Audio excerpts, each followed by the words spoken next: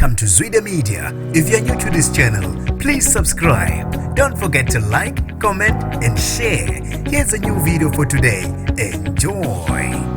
Kumshubele owesifazane waqola usaziwayo uDJ Zinhle isamba semali elinganiselwa ku 500,000. Sanibona ngibingelele ngiphinde nginamukele kuphina kuphi elandibula khona le video. Mangoqala isijonele likhasi wamelekele igama lami ngosibonga konke wakandwande Mothanda ungangibiza intatheli ka YouTube. Ngizocela usilandele ku Instagram @zwide_meet.